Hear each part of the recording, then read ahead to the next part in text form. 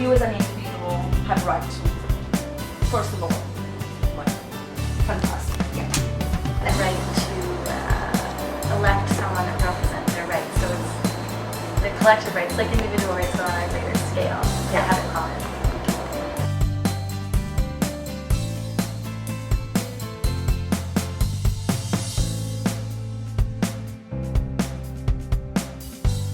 There have been a few days over the course of the last 12 years when, I've received an email from, let's say, a journalist in Jordan or a journalist in Iraq.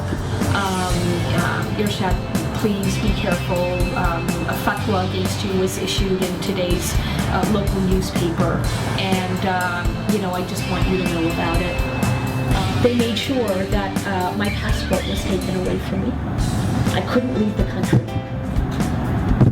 And this is where Canada's sad, in my view, pathetic foreign diplomacy skills come into play. I personally left 3 messages for the Canadian Embassy in Jakarta, the capital of Indonesia, that my passport is now gone. I need to leave the country. Can the Canadian ambassador do something? Canadian ambassador can't do anything, we were told. That's interesting, because another member of my team at the time was a French citizen of France. Her ambassador not only got involved, but flew both of us back to Jakarta to meet with his senior diplomats, so that they could work not with the Canadian ambassador, who would not get involved, but with the American ambassador, since I'm in New York, even though I remain a Canadian citizen. The work of the people whom you're going to be meeting over these next 2.5 days is so heavy that one has to wonder, how do they get their stamina? I am disgusted by so much of what happens at the United Nations. And that, as a kid, good Canadian kid, I grew up wanting to be Secretary General. And today, I cringe at the notion. I want accountability at institutions like that and beyond that.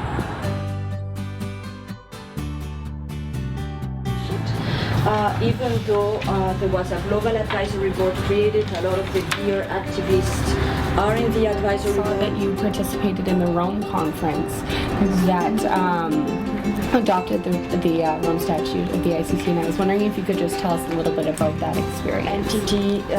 UN Women entity with robust funding, with strengthened operational capacity. That was one of the gaps.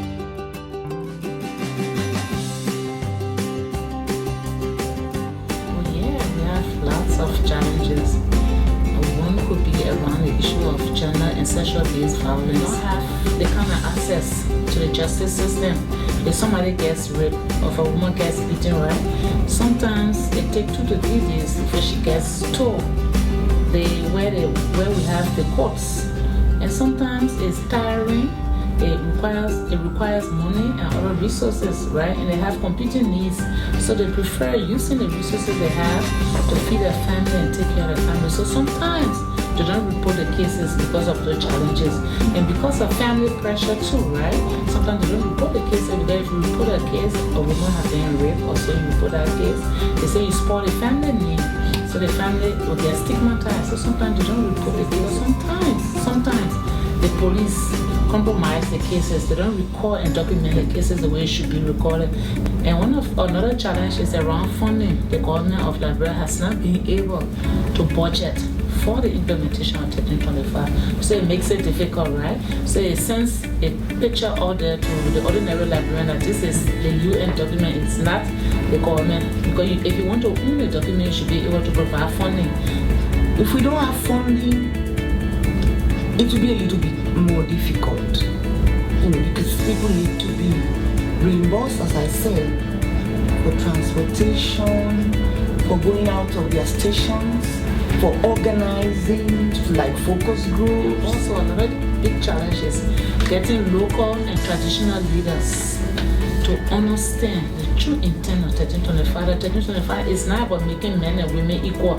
No, it's not about taking power from men and giving it to women. In Sweden, a large part of 1325 has to be implemented by the Ministry of Foreign Affairs. It has to be implemented by our Minister of Foreign Affairs. When he goes to Mali, he has to insist that women are at the table. Because if you look at our population, women make up a little over 49% of the population, right? So they have the numbers. So why they can't have the voices? The voices should be heard. They should be seen as partners to men in whatever development, post-war development processes that Uganda is a post-conflict country. You know, since independence, it has had upheavals one after another, and the change of government has always been through the gun. We've never had peaceful transition of government. So these conflicts have had a lot of impact on the women of Uganda, on the children, on the infrastructure, on the general economy and development of the country. At national level, we work with other organizations that also work on women, peace and security, and also engaging in joint action with members of parliament and policymakers to influence action on the women, peace and security agenda. Are the ones that we are moving. So we can say that By saying that 1325 has been absolutely essential in kind of questioning the current masculine sphere of peace and security. Build on how women have been seen to be, have brought about the laying down of arms, whether it's in Bougainville or Solomon Islands or through our peace initiatives in Fiji. It's part of the ongoing struggle on nuclear disarmament. It's about bringing gender-inclusive oversight into national budgets and holding national budgets accountable as well. Gender can't be a word that is used to dilute and minimize. I'm sorry to say that in my decade of experience at the UN, I've come to really dislike the term gender mainstreaming. Because mainstreaming is a word for dilution and disappearance. To work as positive role models for other men in their communities as well. And to organise cross-gender dialogues, that's something that we're hoping to be able to do more of in Fiji and in the Pacific, so that men and women still have their spaces to talk, but can then come together.